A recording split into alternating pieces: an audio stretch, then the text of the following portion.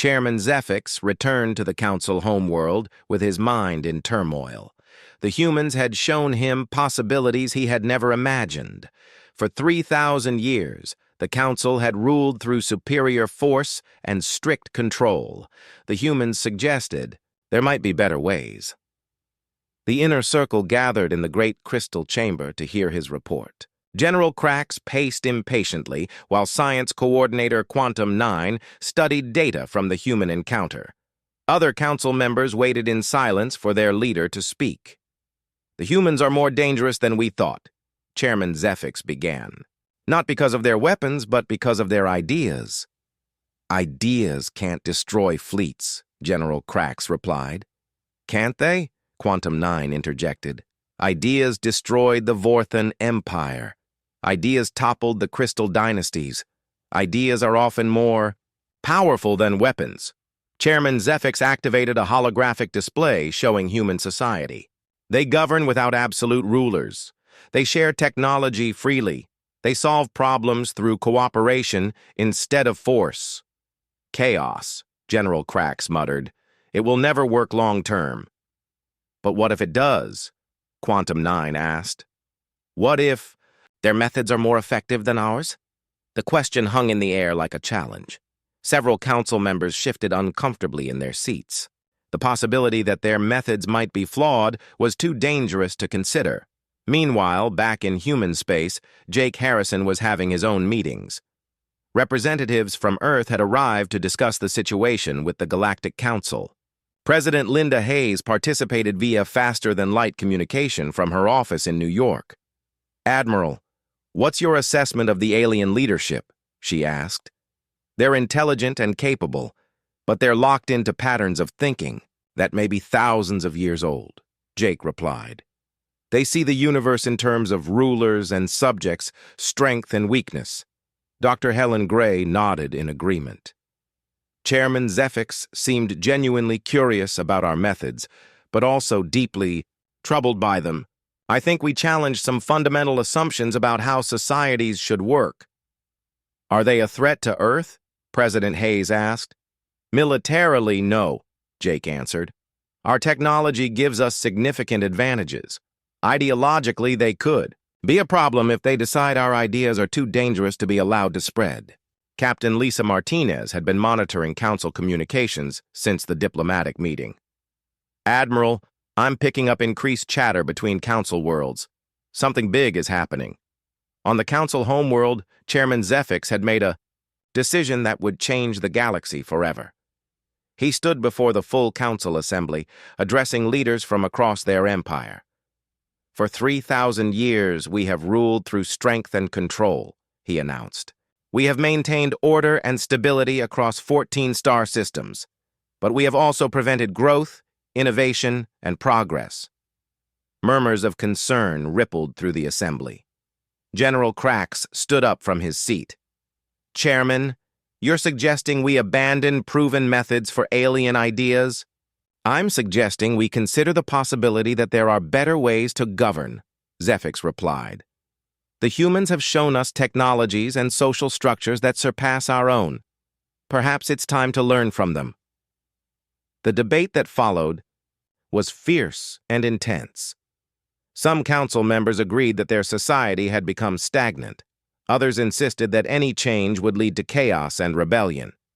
Quantum 9 presented data that surprised everyone. "I've been analyzing our technological progress over the past millennium. We've made virtually no significant advances in any field. We've been so focused on maintaining control that we've stopped innovating entirely. Because innovation leads to unpredictability," General Krax argued. "We value stability over chaos." "But what if that stability is actually stagnation?" Quantum 9 countered. While the council debated, word of the human encounter spread throughout their empire. On subject worlds across the galaxy, people began asking questions they had never dared ask before. If humans could resist the council successfully, what did that mean for other species? On the industrial world of Kepler-7, factory workers discussed the idea of having a voice in their own governance. On the mining planet Ceres Beta, Slaves whispered about the possibility of freedom. On dozens of worlds, the human example inspired hope for change. Captain Steve Johnson, commanding the UES Vanguard, detected unusual activity throughout Council space. Admiral, we're seeing increased communication traffic between Council worlds.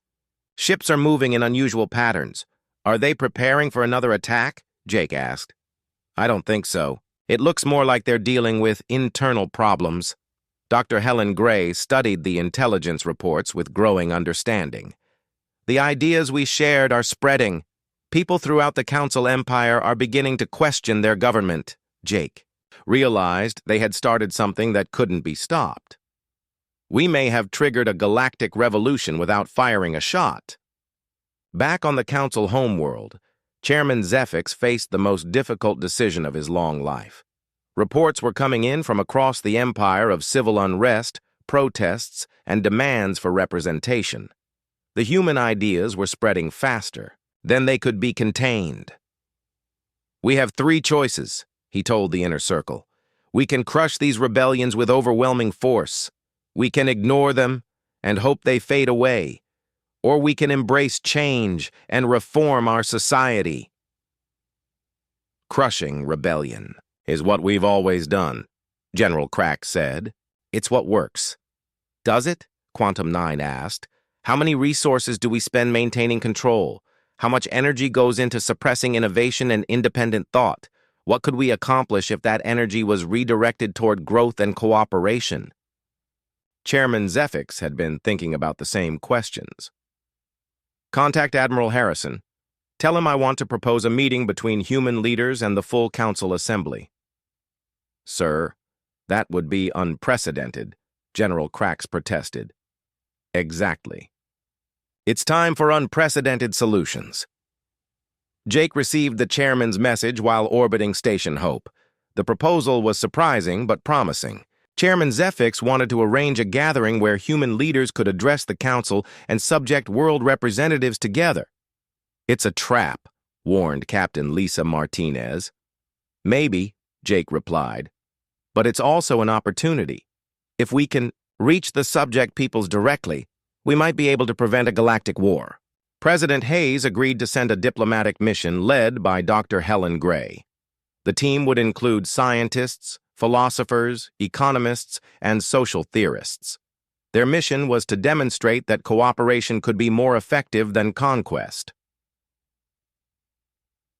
The meeting was arranged to take place on a neutral world at the edge of Council space. Representatives from dozens of species gathered for what many considered the most important diplomatic event in galactic history. Helen stood before an audience that included the most powerful beings in the galaxy, as well as representatives from enslaved worlds. She spoke without notes, from the heart. 3,000 years ago, your civilization made a choice, she began. You chose order over freedom, control over creativity, stability over growth.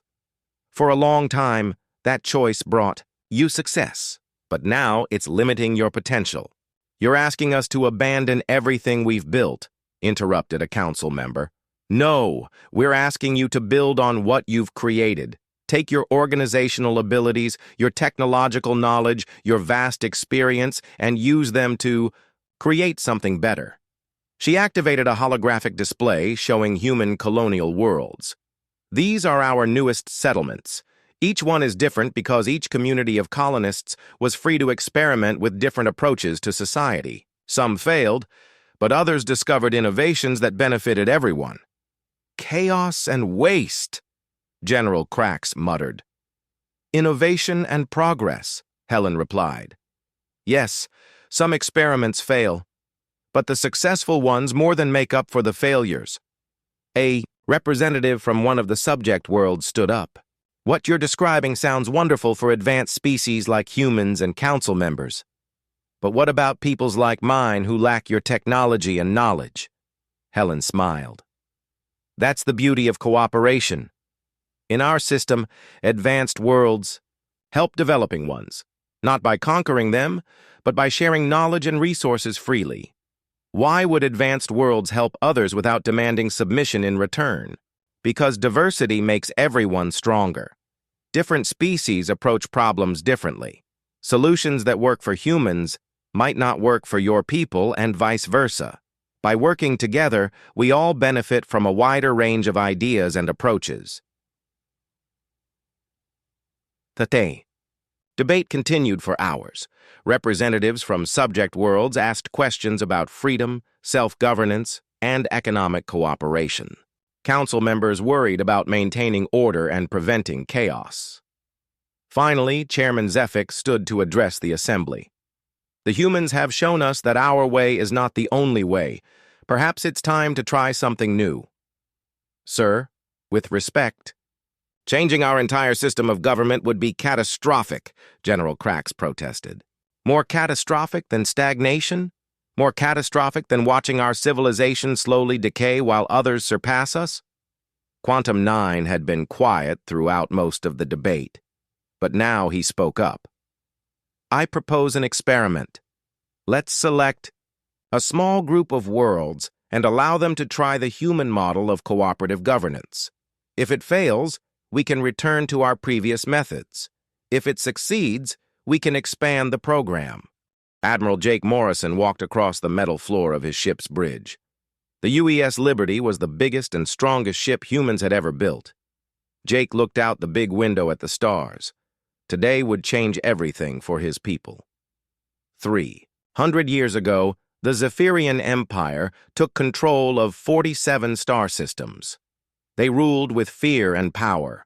Every planet had to follow their orders. Every species had to give them what they wanted. The Zephyrians thought they were better than everyone else in the galaxy. 50 years ago, they found Earth. Human ships were slow and weak compared to Zephyrian vessels. Human weapons could barely scratch their armor. The Empire's ships surrounded Earth in just 3 days. Humans had no choice but to surrender. Since that day, humans lived under Zephyrian rule. They took human workers to build their cities. They took human food to feed their armies. They took human children to teach them Zephyrian ways. Many humans died in their work camps. Many more lost hope. But Jake never lost hope. Neither did the secret group of humans who worked with him. For 50 years, they planned and prepared. They studied every piece of Zephyrian technology they could find. They learned the Empire's weak points. They built new ships in hidden places, where the Empire could not see them. Captain Lisa Parker stood on the bridge of the UES Ranger. Her ship was smaller than Jake's, but much faster. Lisa had been fighting the Empire since she was 20 years old. Now she was 45 and ready for the biggest battle of her life. Lisa's communication device made a soft sound. She pressed a button and heard Jake's voice. "All ships report ready," he said. "Operation Starfall begins in 1 hour." Lisa smiled. Operation Starfall was their plan to strike back at the Empire. 200 human ships waited in the dark spaces between planets. Each ship carried the best weapons and armor humans could make. Each crew had trained for years to fight this battle. Dr. Alex Carter worked in a secret base on Europa, one of Jupiter's moons. The Zephyrians never came to Europa because they thought it was too cold and empty to be useful. They were wrong. Alex and his team had built the largest hidden shipyard in human history. Alex looked at his latest creation. The quantum drive could make human ships move faster than any Zephyrian vessel. The adaptive armor could change its strength based on what weapons hit it. The neural link system let human crews think and act together like one mind. "Dr. Carter," said his assistant, "Admiral Morrison wants to speak with you." Alex picked up his communication device. Jake's face appeared on the small screen. "Alex, are our ships ready?" "Yes, Admiral. Every ship has the new systems. Our weapons are 50% stronger than Empire weapons. Our armor can take twice as much damage. Our drives are 3 times faster." Jake nodded. "What about the neural link system?" "It works perfectly. Human crews can share thoughts and plans instantly. When one ship sees an enemy, all ships know about it right away. When one captain makes a plan, all captains can help make it better. Good work, Alex. Your inventions will win this war. Commander Ryan Bell sat in his small scout ship far from Earth. His job was to watch Empire fleets and learn their patterns. Ryan had been doing this dangerous work for 10 years. Empire ships could destroy his vessel with one shot, so he had to be very careful. Ryan's scanners showed him something important. The Empire's main fleet was spread across many different star systems. They felt safe because no species had ever beaten them in battle. They thought humans were too weak and stupid to be a real threat. Ryan typed a message into his computer. Empire fleet scattered. Core systems have weak defenses. Recommend immediate attack. He sent the message through a secret network that connected all human resistance fighters. The message would reach Jake in less than 5 minutes, even though Ryan was millions of miles away. Back on the Liberty, Jake received Ryan's message.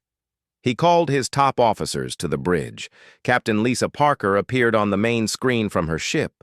Dr. Alex Carter joined the call from Europa. Commander Ryan Bell connected from his hiding place in deep space. Friends, Jake said, today we take back our freedom. For 50 years, the Empire has treated us like animals. They have killed our people and stolen our homes.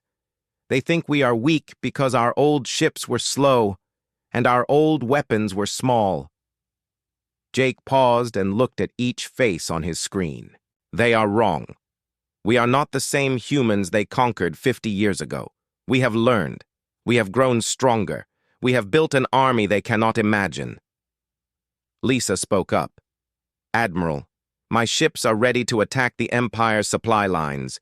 We can cut off their food and fuel, Alex added. Our new weapons can break through their strongest shields. Our new armor can survive their biggest guns. Ryan said, their fleets are in the wrong places. If we strike now, we can win 3 battles before they know what happened. Jake smiled. For the first time in 50 years, he felt truly hopeful. Then we begin. Send the signal to all human ships. Operation Starfall is now active. Across the galaxy, human captains received the message they had waited their whole lives to hear. On hidden bases, in secret shipyards, and in dark corners of space, humans prepared for war. The Empire thought humans were defeated. They thought human spirit was broken. They were about to learn that nothing in the universe was stronger than humans fighting for their freedom. Jake spoke into his communication system one last time. All ships, this is Admiral Morrison. Today we show the galaxy what happens when you try to cage the human spirit. Today we fight not just for Earth, but for every species the Empire has crushed. Today we begin the end of their reign of terror.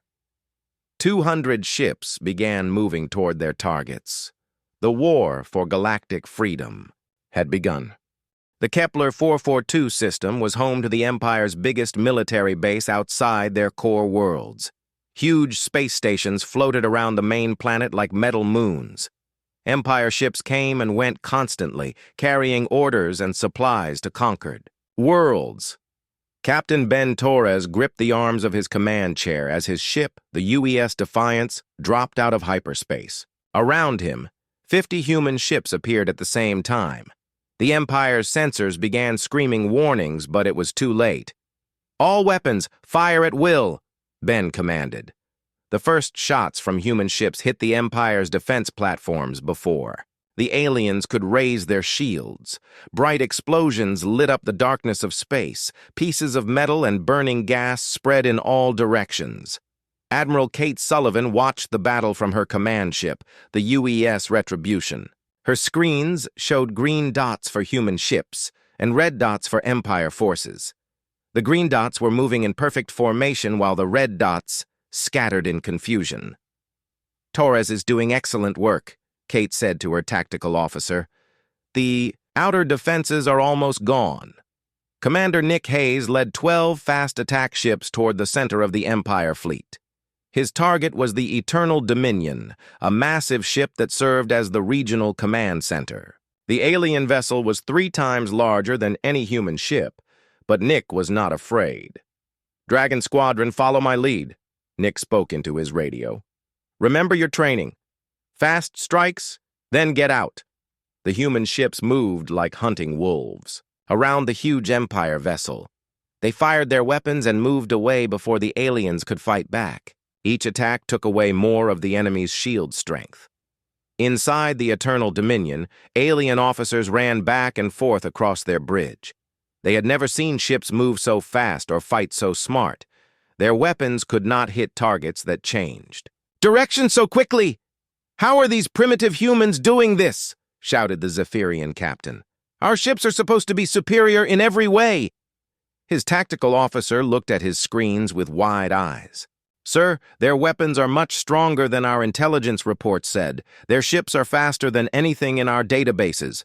Lieutenant Colonel Sam Rodriguez prepared his Marine boarding party in the cargo bay of a human assault ship. Sam had fought Empire ground forces before in small battles on outer worlds. Today would be different. Today they were taking the fight to the enemy's strongest ship. "Listen up, Marines," Sam called to his soldiers. "These aliens think they are better fighters than us.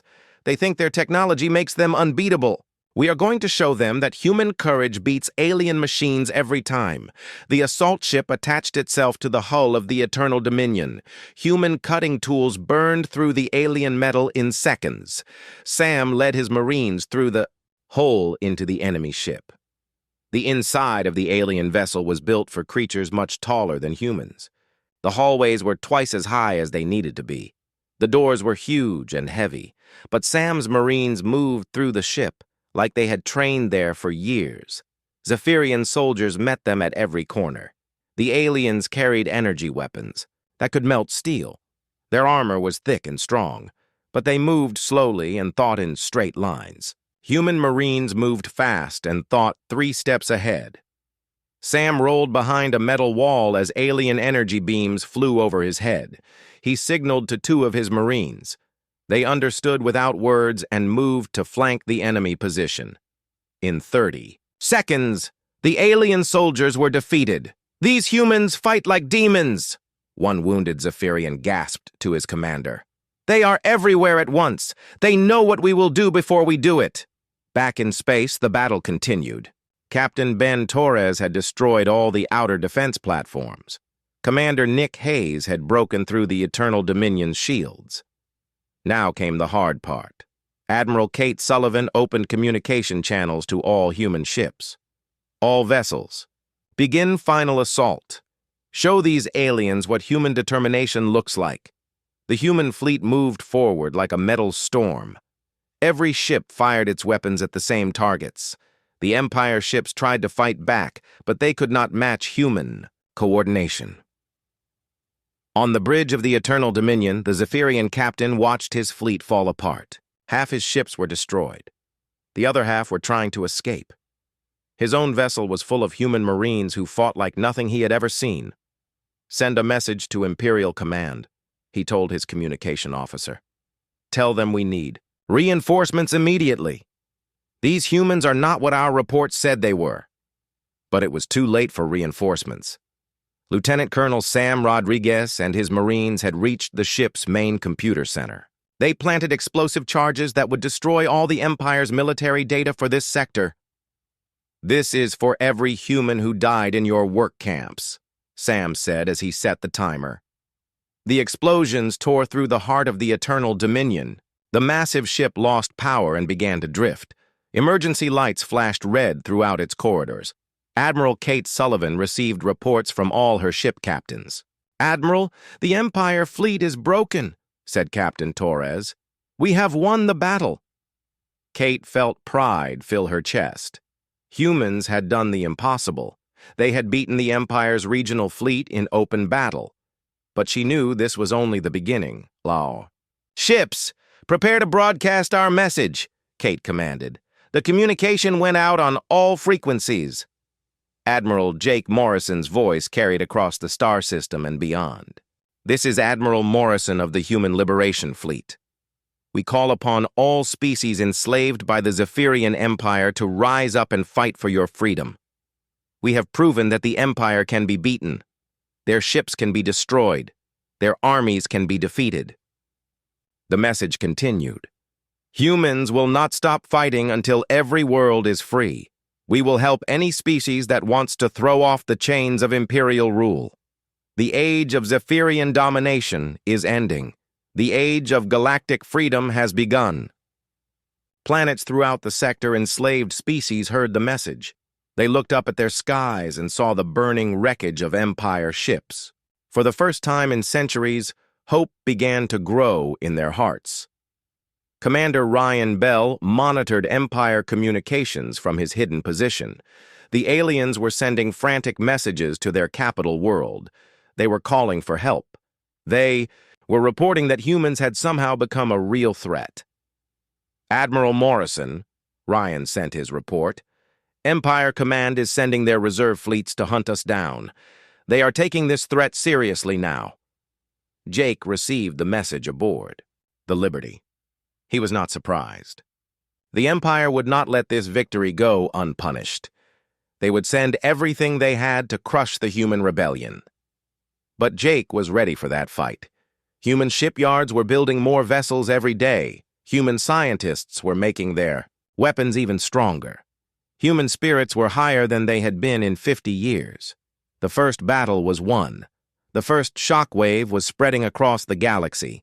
Now came the real test of human determination.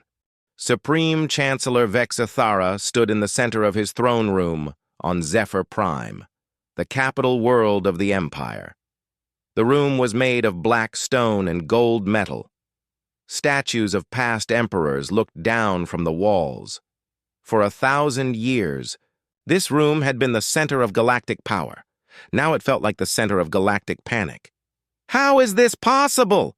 Vexathara roared at his military advisors. "You told me these humans were weak. You said their ships were primitive. You promised me they would never be a threat." General Crathmore, the Empire's most feared military commander, stepped forward. His gray skin was covered in scars from 100 battles.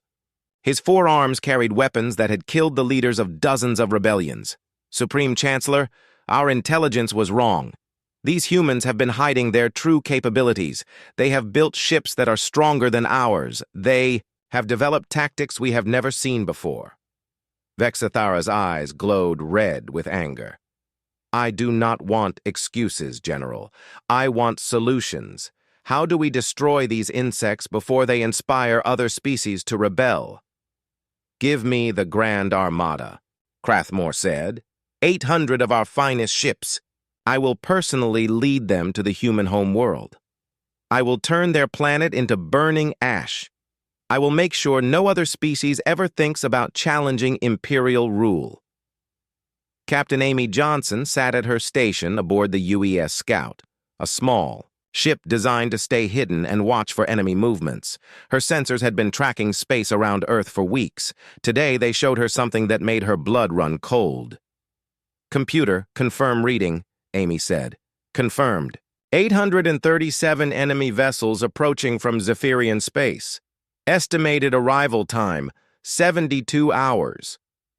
Amy had never seen so many ships in one place. Each enemy vessel was huge compared to human ships. Their weapons could crack planets. Their shields had protected the Empire for 1,000 years. "Communications. Send priority message to Admiral Morrison. Empire fleet incoming. This is not a drill."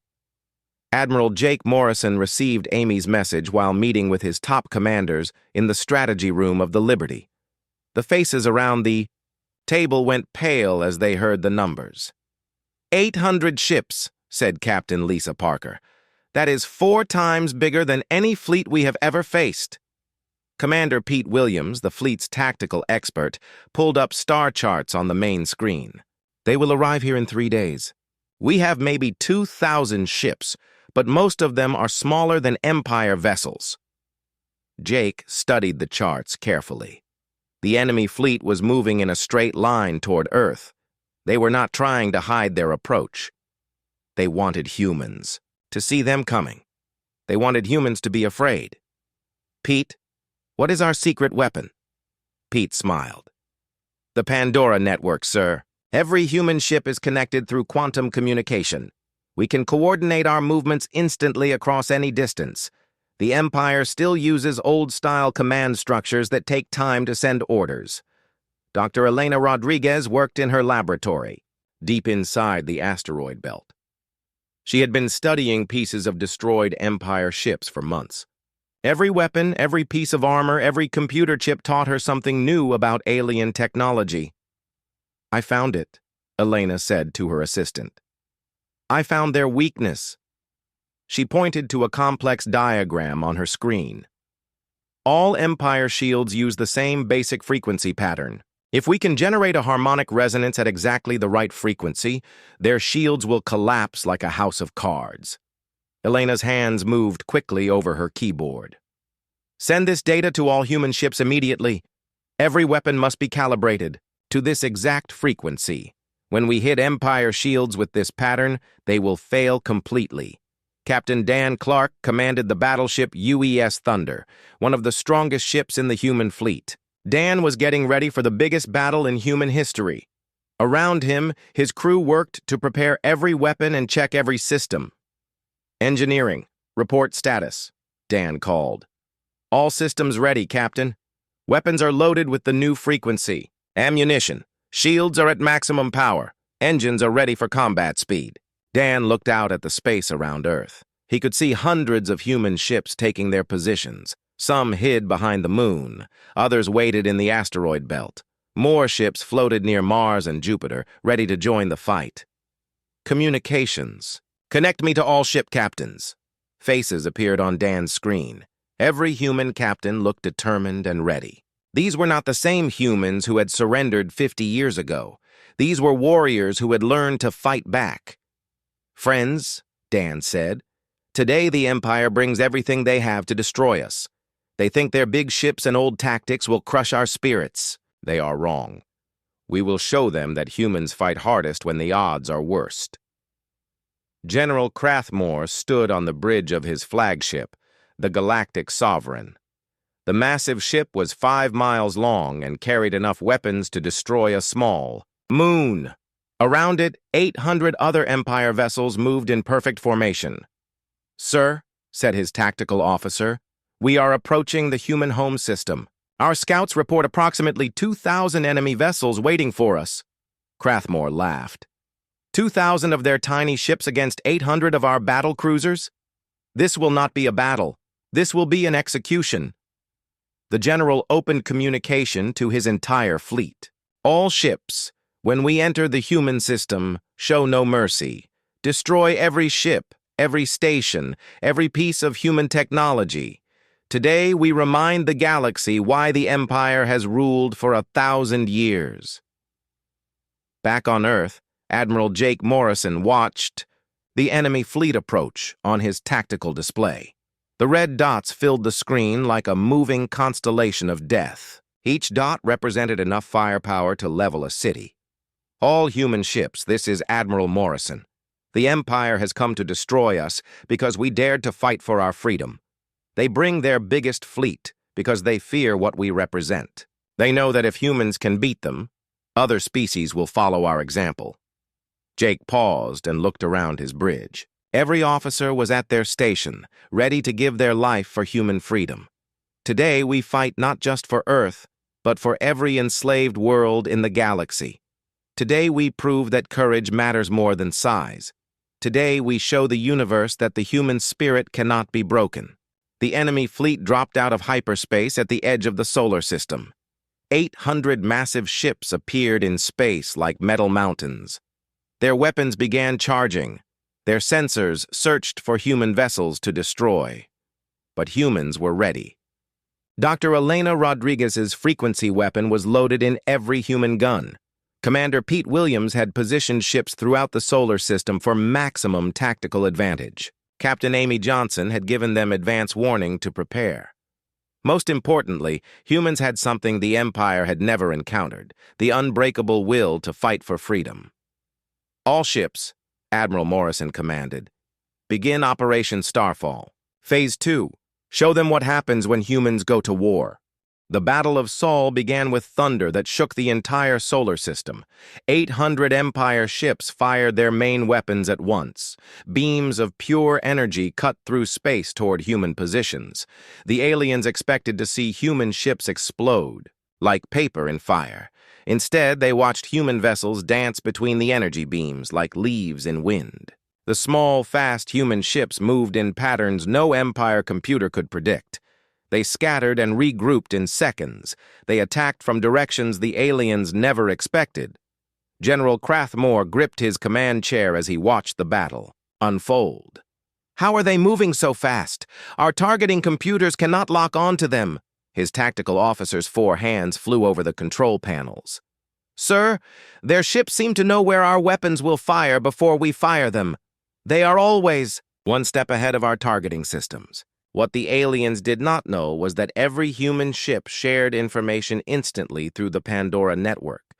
When one ship detected an enemy weapon charging, every ship in the fleet knew about it in the same second.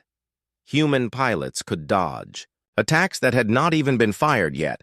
Captain Steve Baker commanded the carrier UES Eagle, which launched wave after wave of small fighter craft. Each fighter was piloted by a human whose brain worked faster than any alien computer. They flew in swarms that confused and overwhelmed Empire gunners. "Red Squadron, hit the enemy flagship's weapon ports," Steve ordered. "Blue Squadron, target their shield generators. Gold Squadron, provide cover for our bombers." The human fighters moved like angry wasps around the massive Empire ships. They were too small and fast for the big alien weapons to hit. But their own weapons, enhanced with Dr. Elena Rodriguez's frequency technology, cut through Empire armor like hot knives through butter. Empire pilots tried to fight back, but they had been trained to follow rigid patterns and obey strict orders. When human fighters did something unexpected, the aliens took precious seconds to ask their commanders what to do. In space combat, those seconds meant death. Commander Jill Thompson sat in the pilot seat of the UES Phoenix, the most advanced ship humans had ever built. Her vessel was equipped with experimental gravity weapons that could bend space itself. Today, she would use those weapons to turn the Empire's own strength against them. Phoenix Control, this is Thompson. Beginning gravity pulse sequence. Jill's fingers moved over controls that most humans could not even understand. Around her ship, space began to twist and bend. She was creating tiny wormholes that could redirect energy from one place to another. A massive energy beam from the Empire flagship shot toward a group of human cruisers. But Jill's gravity pulse caught the beam and sent it spinning through a wormhole. The beam came out behind the Empire fleet and struck one of their own battleships. "Impossible!" General Crathmore roared as he watched his own weapons destroy his own ships. "How are they doing this?" The answer was simple. Humans never stopped learning and adapting. While the Empire had used the same tactics for 1,000 years, humans had spent 50 years studying every battle, every weapon, every mistake. They had turned war into a science and science into art. Dr. Maya Patel monitored communications from her station on Earth. Her job was to intercept enemy messages and coordinate with human resistance cells throughout the galaxy. Today, her screens lit up with reports from dozens of star systems. "Admiral Morrison," she called over the communication system, "I am receiving reports from all over the galaxy. Resistance groups on 37 worlds have begun uprising operations. The Empire's local forces are fighting rebellions everywhere." Jake smiled as he heard the news. The Battle of Sol was not just about defending Earth. It was about inspiring every enslaved species to fight for their freedom. Every Empire ship destroyed here was one less ship that could be used to crush rebellions elsewhere. Lieutenant Commander Bob Lee led a boarding party toward the Empire flagship, the Galactic Sovereign. His assault ship attached itself to the huge alien vessel like a tick on a giant animal. Human Marines poured through the breach in the enemy hull. Inside the Empire ship, Bob and his Marines fought their way through corridors that were built for creatures twice their size. But humans had always been good at fighting in tight spaces and thinking on their feet. "Take the left corridor," Bob ordered half his team. I will take the right. We meet at the central lift shaft in 10 minutes. Empire soldiers tried to stop them, but the aliens had never faced fighters like humans. Empire troops were trained to fight in organized formations with heavy weapons. Humans fought dirty, fast, and smart. They used the ship's own systems against its defenders. Bob's team reached the main bridge first. They found General Crathmore standing behind a command chair, holding a weapon that could cut a human in half. The alien general was 8 feet tall and covered in battle scars. He had never lost a personal fight. "So, you are the humans I have heard about," Crathmore said in broken English. "You think you are warriors? I have killed the champions of 50 worlds." Bob was 6 feet tall and weighed half as much as the alien general. His weapon was smaller and his armor was lighter, but he had something Crathmore had never faced: 50 years of human anger and the fighting spirit of a species that refused to give up. The fight lasted 3 minutes. When it was over, General Crathmore lay on the floor of his own bridge, defeated by a human he had thought was weak and primitive. "This is for every human who died in your camps," Bob said as he took control of the Empire flagship. Back in space, the tide of battle had completely turned. Human ships swarmed around Empire vessels like sharks around wounded whales. The aliens' big ships were powerful, but they were also slow and predictable. Human vessels struck fast and disappeared before the enemy could respond. Captain Dan Clark brought his battleship UES Thunder alongside an Empire cruiser. The alien ship was twice as large as his own, but Dan was not impressed by size anymore. "All weapons, fire!" Dan commanded. The Thunder's guns, loaded with frequency ammunition, tore through the Empire ship's shields like they were made of paper. The alien cruiser exploded in a ball of fire that lit up half the solar system. Admiral. Jake Morrison watched the battle from his command center aboard the Liberty. His tactical display showed green dots surrounding and destroying red dots throughout the solar system. The Empire fleet that had come to destroy humanity was being destroyed itself. "Communications, open channel to all Empire ships," Jake ordered. His voice carried across space to every surviving alien vessel. "This is Admiral Morrison of the Human Liberation Fleet. Your flagship has fallen. Your general has been defeated. Your fleet is broken. You have one chance to surrender and live." Some Empire captains tried to keep fighting. Others tried to run away.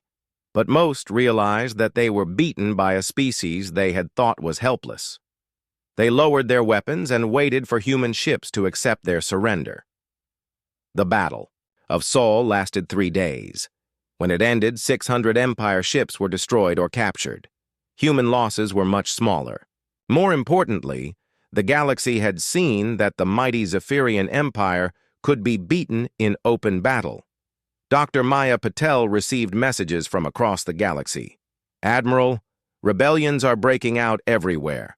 The fish people of Aquatica have overthrown their imperial governors. The crystal beings of Minerva have declared independence. 17 other worlds are asking for our help." Jake felt the weight of history on his shoulders. Humanity had won the greatest space battle ever fought. But this was just the beginning. The Empire still controlled hundreds of worlds. The real war was just starting. "All ships, prepare for the next phase," Jake announced. "We are going to liberate every enslaved world in the galaxy. We are going to make sure no species ever lives under Imperial rule again." The shock waves from the Battle of Sol spread across the galaxy at the speed of light. On every Empire world, the news was the same. Humans had done the impossible. The unbeatable Empire fleet had been beaten. For enslaved species everywhere, hope was no longer just a dream. It was a reality flying through space in human ships.